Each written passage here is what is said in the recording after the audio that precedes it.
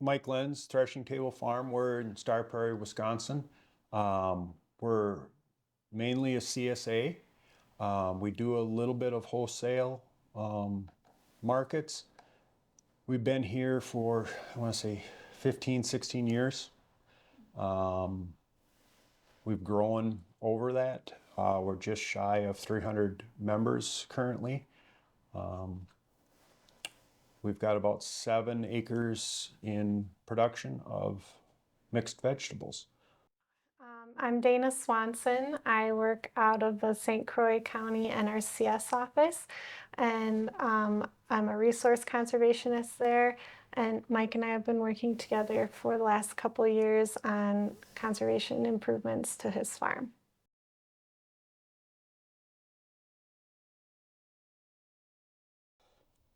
Well, up until a couple of years ago, it was miserable.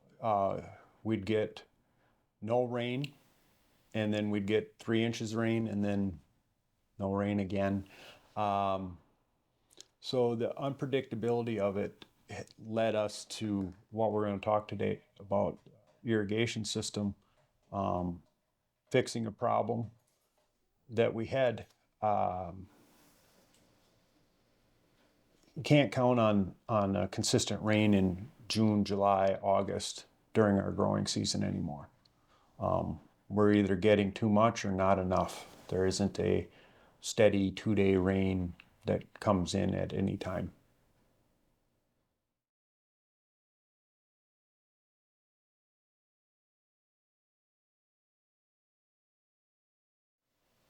One was cover cropping and rotation. Trying to keep as much moisture on our soil when it comes, so it's not running off.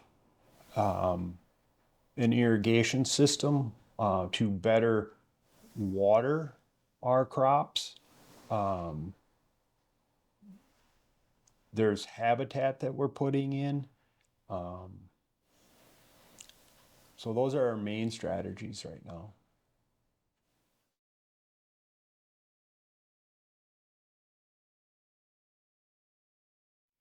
We got funding and support on a pollinator habitat, cover cropping, a water management plan, and our irrigation system and a well upgrade.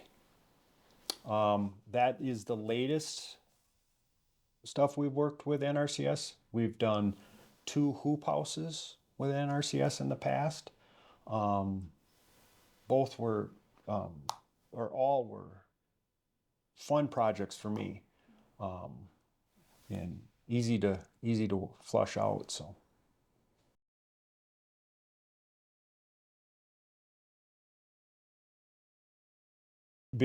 Before, what we were doing is the 3/4 horse pump, pumping it into what I was using is electrical conduit for hard plastic. It was 2-inch line, and then because I'm doing it the way everybody else would do, is to build pressure, I would shrink the line down, and the hydrologist that came kind of giggled. He says, "Yep, you're doing just what everybody else does to create pressure. They're shrinking the line." He says, "And that's what you shouldn't do. Should stay at the bigger the line, the better." So we were running water, I think it's 1,300 feet or more in plastic lay flat hose that we were connecting. So starting at the well, we improved the well by going from a 3/4 horse to a 2.5 horse pump.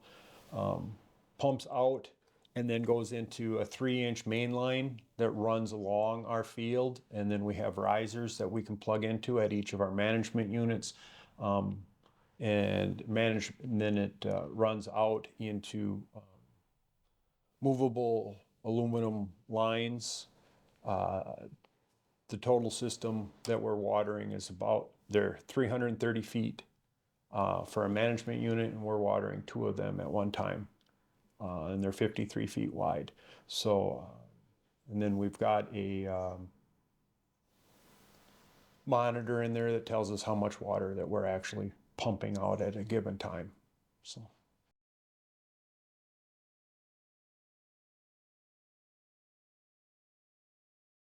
So each practice is solving a resource concern. The irrigation had the inefficient water resource concern. The pollinator habitat was the resource concern was lack of terrestrial habitat.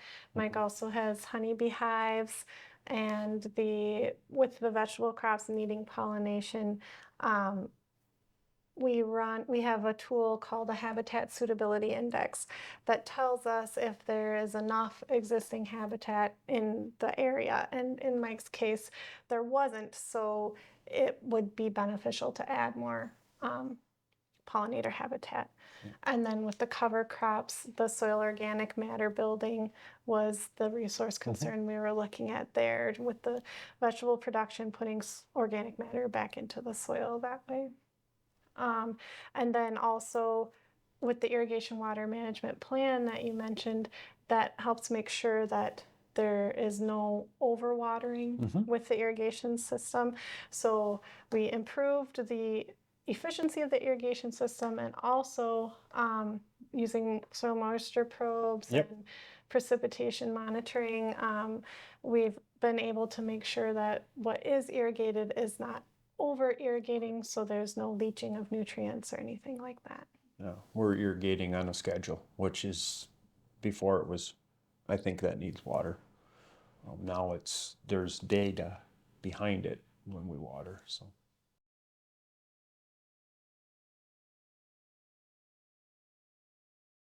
this irrigation system was, I mean, life-changing for me and Jody. We used to take 26 days to water our whole farm. I can do it in a weekend. I can do it in 4 days, or 26 to 18 to 26 days to water everything. Now it's 4 days. We went from watering 1/2 of a management unit at a time to watering 2 full management units at a time, by changing the system. I can sleep at night, whereas before this, I was not. And a year like that we just got through with would have been survival water, just enough to keep things alive, not actually get them to produce to their potential. I don't have that problem anymore. The problem is fixed. The engineers and Dana and other agents came in, identified the problem, and fixed it. Life-changing.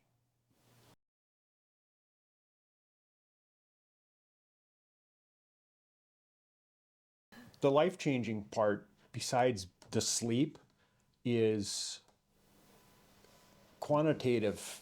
In our potato field before this new irrigation system, we were getting 300-400 pounds, maybe 500 pounds on a good year per row. We're approaching 900 pounds of potatoes per row with this new irrigation system. It's in a drought year. In a drought year.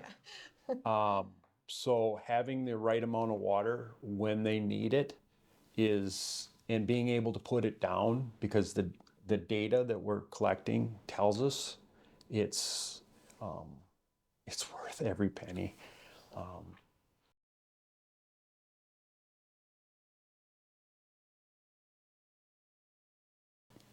Before this, there was no water going on cover crop.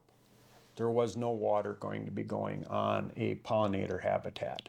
It was strictly water the cash crop as it is, water the vegetables. That's it. Now, because of what we fixed, we're able to manage a cover crop, manage a habitat area. So I wouldn't have been able to do cover cropping efficiently or effectively, or have the potential for the pollinator habitat to grow on a year like this without having the system, and that was the here's my problems, here's what we want to do, and here's how we're going to fix it. So it was multiple steps to get to that point, and it took us a few years, and it worked. I mean, it's like I said, life changing.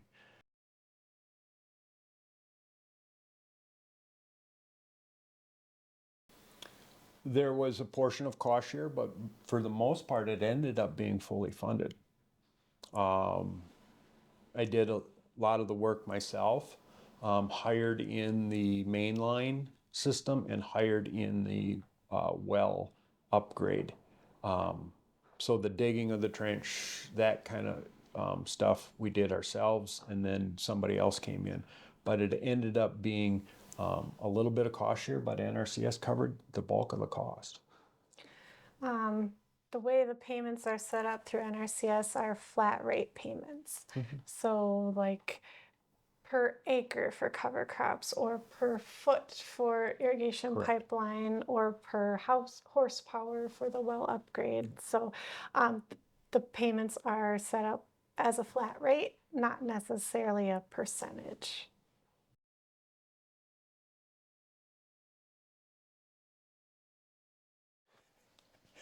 I was talking with Dana about cover crop systems. That was 3-4 years ago, probably now. Yeah. The irrigation system took a little bit. I think it surprised us both when it got funded. But we were looking at cover cropping, possible pollinator habitat, and a few other things.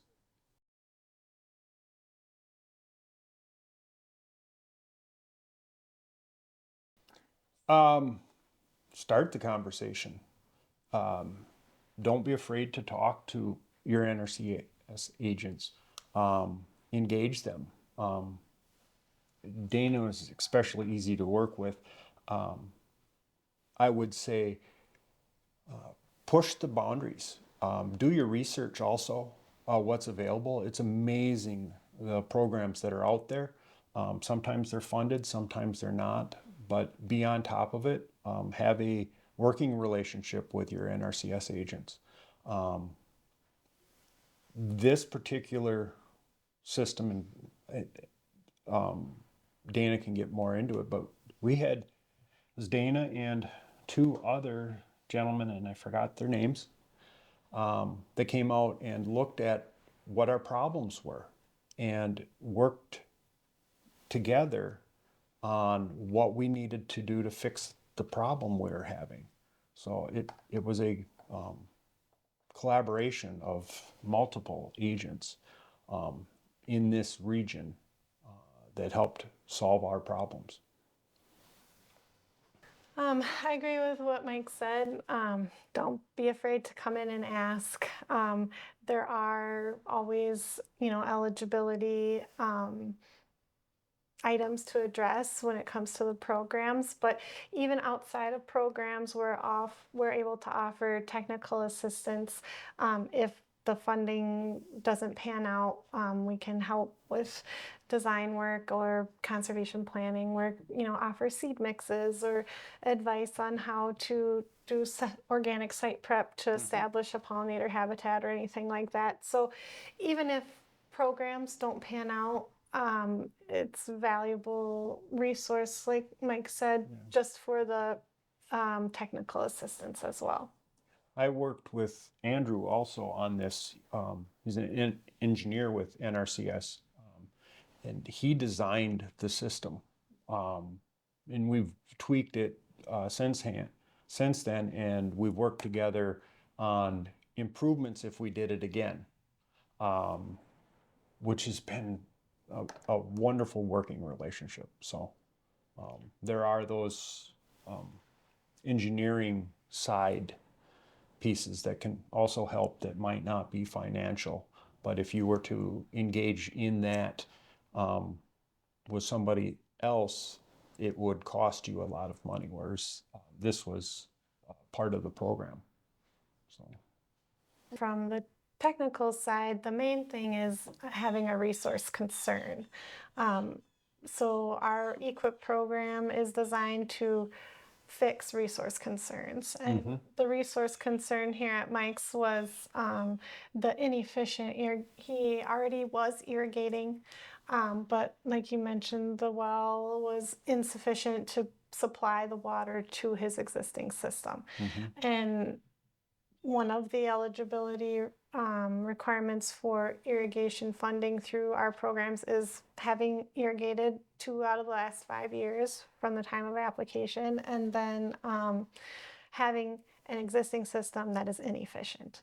And the engineers come out to evaluate the existing system to see if there is a resource concern. So other than, I guess the first step is determining those eligibility factors, but if all the eligibility factors are met, then there would be no blocks, I guess, to the programs. Yeah.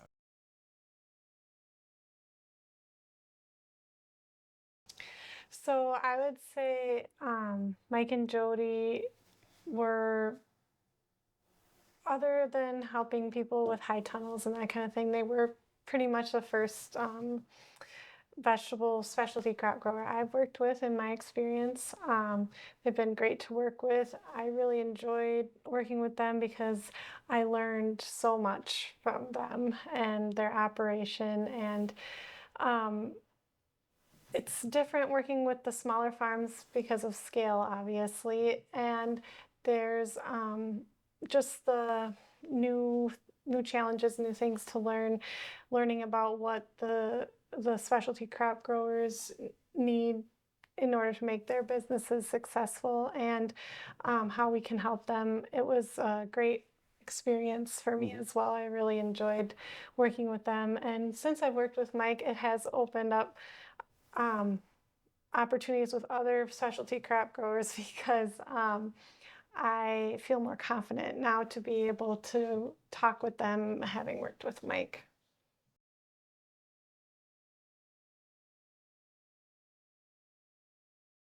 Dana comes out and reviews our cover crop every year.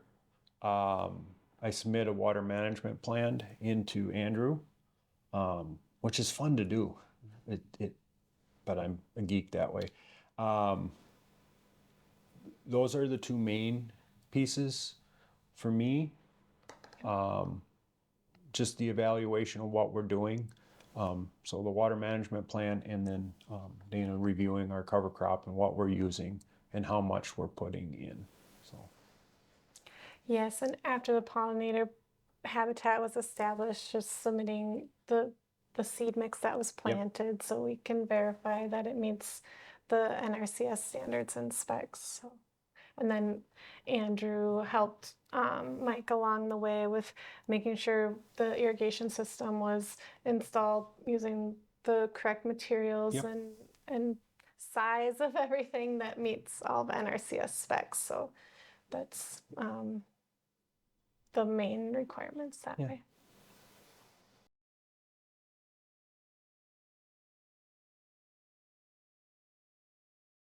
Well, we're going to get better at our cover cropping systems. We're looking at resiliency in our energy systems, possibly solar, backup power. We're on the end of the grid here, so the wind blows too hard and we'll lose power. If we lose power for a sustained amount of time, we'll lose our coolers and our water because we're not on city water. The only way to get water out is the electricity. So some type of backup systems there, and then also additional, hopefully solar at some time. This right up here is the drain out for the whole system. So here in a couple weeks we'll go and turn the valve on that, and we'll blow the system out. It's part of the requirement of the contract that we keep this up to date and functional, so draining the whole system in the winter is part of it. So this is kind of our old irrigation system that we're using, the blue lay flat. and the risers that I had built. And we have 18 boxes spaced out here every 53 feet with a shut-off valve and a quick disconnect on it. What kind of lines do they put in, like HDPE? Yep, HDPE line.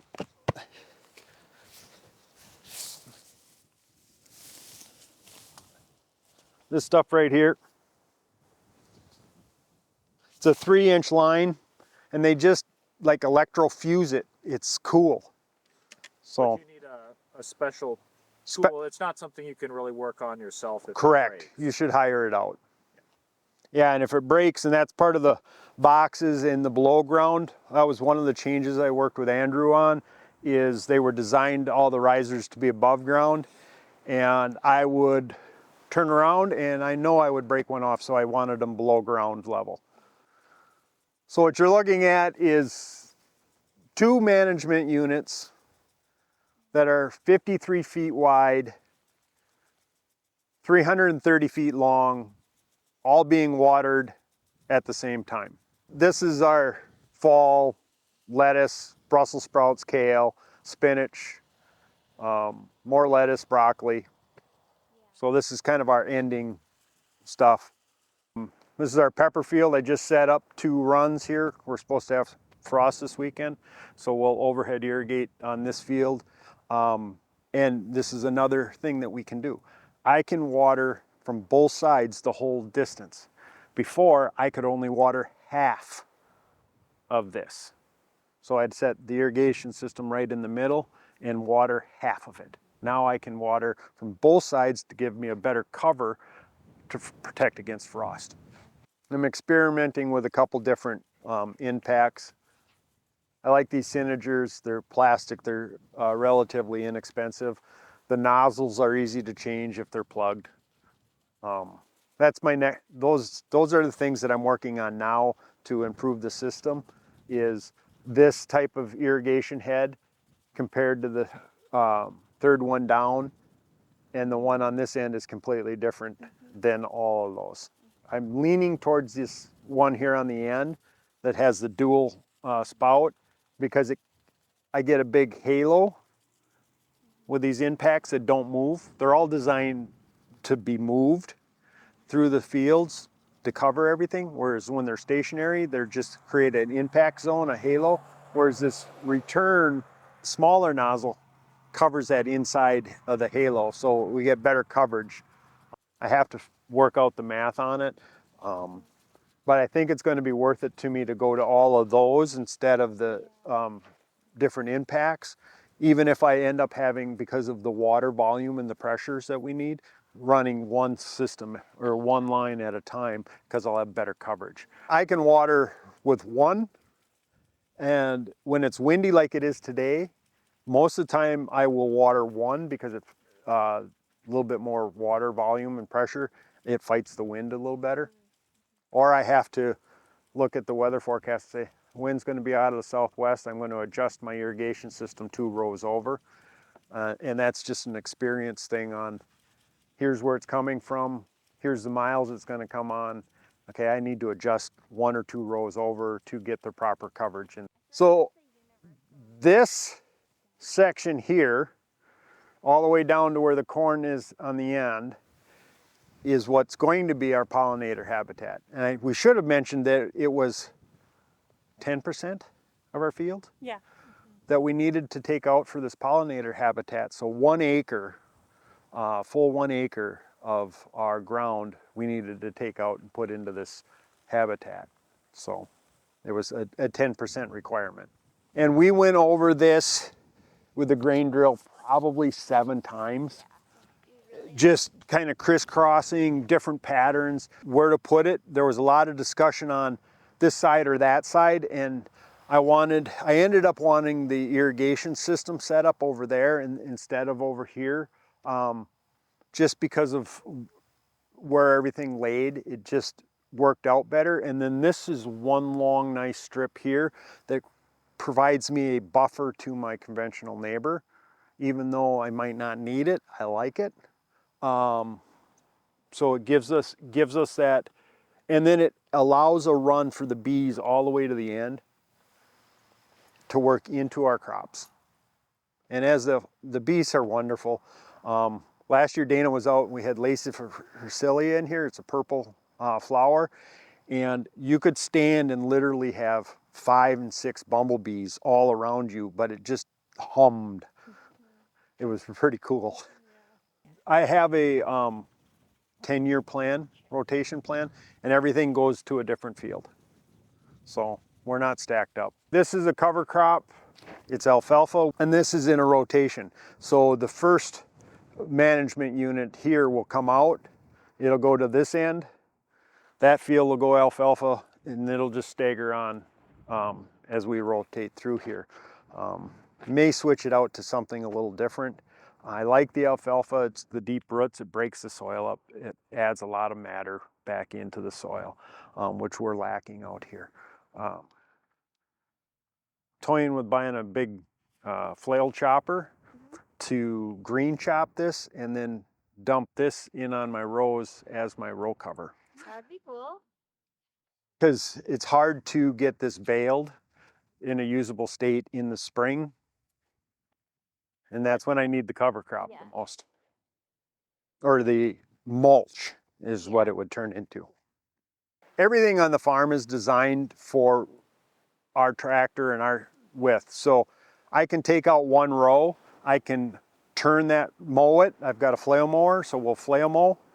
And then I can come in with about a spader. It's like a big rototiller, and it do one row at a time.